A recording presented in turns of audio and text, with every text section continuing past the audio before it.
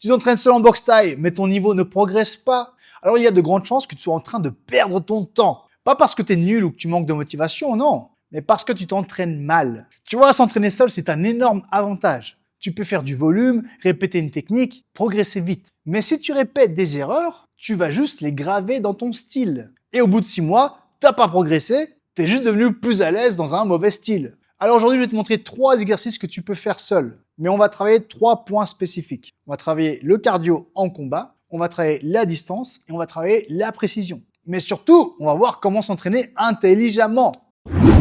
Le plus gros mensonge sur le cardio en boxe thaï, c'est de croire que courir suffit. Mais il y a 2 problèmes avec la course en boxe thaï. Le premier, c'est ceux qui pensent que des heures de jogging vont les rendre meilleurs. Non, le Muay Thai, c'est pas du jogging, c'est des explosions sous fatigue. Le deuxième problème, c'est ceux qui ont un très bon cardio en course, qui déchirent sur les 400 mètres et 800 mètres, mais qui sont morts en sparring au bout du 2e round. Pourquoi ? Parce qu'ils ne savent pas utiliser leur cardio dans des mouvements de combat. Bref, aujourd'hui, on va faire du cardio utile. La plupart des gens, quand ils sont au sac, ils font du volume. Ils s'agitent, mais ils n'explosent jamais. Ils font des rounds tranquilles, légers, mais leur technique disparaît dès que la fatigue arrive. Ça ne sert à rien. Voilà ce que tu devrais faire. Exercice très simple. Tu te mets au sac, tu lances des rounds de 3 minutes, et chaque début de minute, tu envoies 20 middle, 10 par jambe. Mais attention, tu envoies les kicks les plus vite et les plus forts possibles. Tu cherches pas à t'économiser.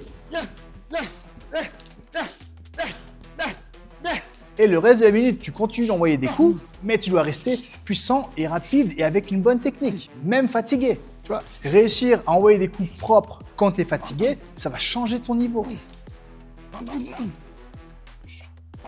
L'objectif, il est simple, te mettre dans le rouge plusieurs fois dans le même round. Comme un combat. Tu vois, si tu es confortable sur 3 minutes, tu n'es pas en train de progresser. Un combat ne te laisse pas le choix de quand accélérer. Donc arrête de te laisser le choix à l'entraînement.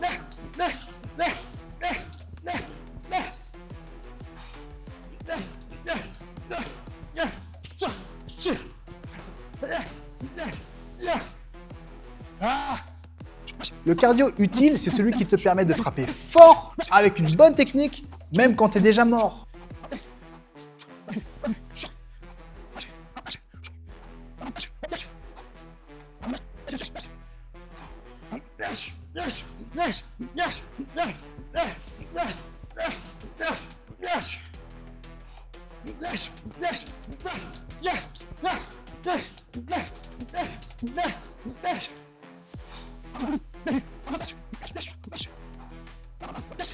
Et les 30 dernières secondes avant la fin du round, là t'exploses. T'envoies une série de genoux sautés non-stop. Puissance maximale.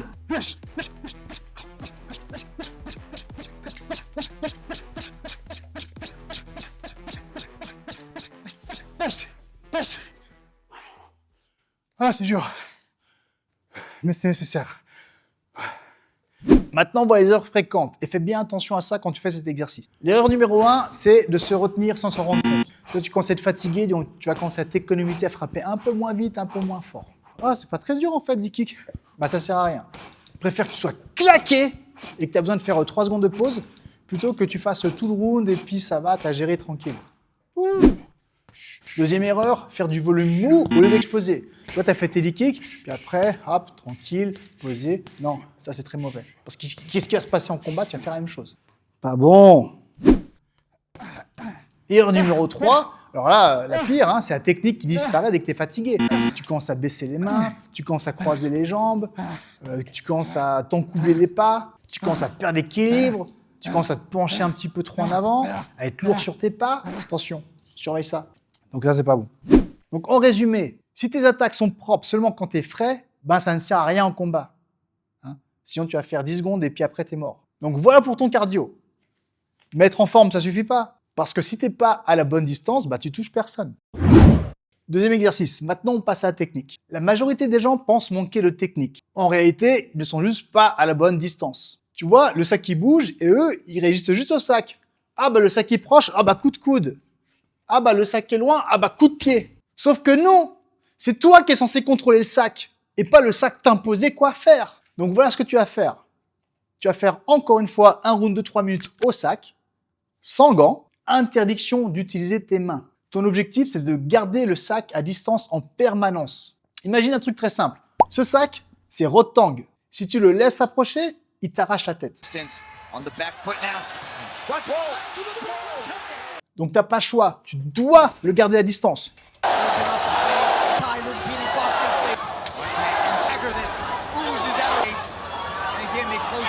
Tu vas travailler principalement tes front kicks, tes middle et tes genoux à longue distance.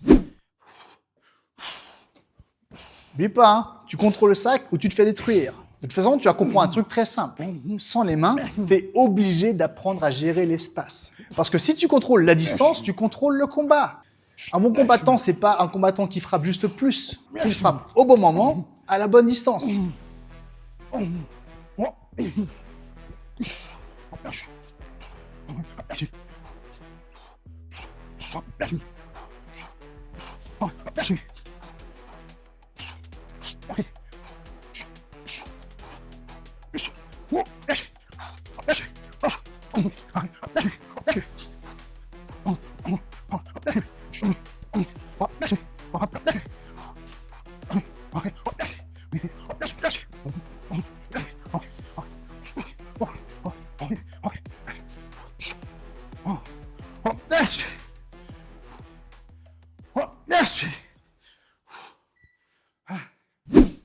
On va voir un petit peu ici les erreurs classiques. Erreur numéro 1, tu laisses le sac revenir. Bah là, ça c'est l'équivalent de te prendre un KO. Tu vois, si tu te retrouves collé au sac, tu as perdu, point, c'est comme ça. Erreur numéro 2, tu recules en panique au lieu de contrôler. Hein, si tu as besoin de distance, tu peux faire un petit pas. Mais te mets pas à faire 3-4 pas en arrière en panique, en perdant l'équilibre. Voilà, donc tu recules pas en panique, hein, tu contrôles l'espace. Soit tu fais un pas en arrière, soit un pas de côté, soit un pas de l'autre côté. Très simple. Erreur numéro 3, hein, peut-être la pire des erreurs, tu frappes, mais tu te replaces pas. Ça, c'est pas bon, parce qu'un seul coup, t'es pas à la bonne distance du tout. Hein, tu gardes la distance, au contraire, t'es trop proche. Et en plus, pour enchaîner, ça va être bizarre, là, t'es en gaucher. Hein, t'es peut-être pas habitué à frapper en gaucher. Pas tout le monde ne l'est. T'es pas Chingiz Alazov, mon pote. Si t'es mal placé, ben, tu touches mal, ça sert à rien. D'ailleurs, en parlant de mal toucher, ça va nous amener au prochain exercice. Il y a beaucoup de gens, ils frappent fort, mais ils touchent mal. Donc, on va corriger ça. Allez bien. Troisième exercice, maintenant, c'est le point qui sépare les amateurs et les professionnels. Tu vois, l'amateur, lui, veut surtout frapper fort. Malheureusement, il vise mal. Le pro, lui, va peut-être frapper moins fort, mais il va frapper exactement au bon endroit. Maintenant, imagine un truc simple. Ce ballon, c'est la tête de ton adversaire. Et sur une tête, c'est mieux de frapper quoi? Le front ou le menton? Tu vois, si tu frappes même vite et fort, mais dans le front, tu vas sûrement te briser la main. Alors qu'un coup précis au menton, même fatigué, même en bout de course, ça fera toujours plus de dégâts.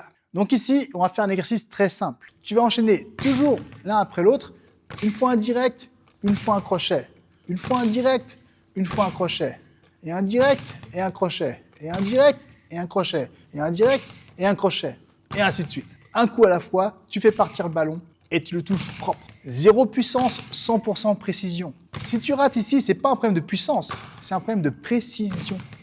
Si tu rates le ballon, c'est pas le ballon le problème. Ah. Et oublie pas ce qu'on a dit, hein. Ce ballon, c'est la tête de ton adversaire. Sauf que ton adversaire, il réagit, il bouge, il contre. Alors si tu n'arrives pas à être précis sur une cible qui revient toujours au même endroit, ben, tu vas faire comment sur un adversaire qui bouge? Donc travaille ta précision ici et tout le reste va devenir plus facile.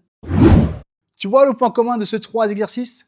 C'est pas d'exercices compliqués du tout. C'est juste des exercices bien faits avec une intention spécifique sur chacun. Tu vois, s'entraîner seul, c'est un avantage énorme, mais seulement si tu es exigeant avec toi-même. Sinon, tu fais quoi? Tu répètes des erreurs et au bout de 6 mois, ben, tu as juste renforcé tes mauvaises habitudes. Et ça, c'est le pire. D'ailleurs, si tu es là pour vraiment progresser en boxe thaï, abonne-toi. Non, pas pour me faire plaisir, mais pour ne pas rester au même niveau dans 6 mois. Bon, et maintenant, sois honnête. Quand tu t'entraînes seul, est-ce que tu progresses vraiment ou est-ce que tu fais juste des rounds au hasard pour transpirer un peu? Eh ben maintenant, tu sais quoi faire.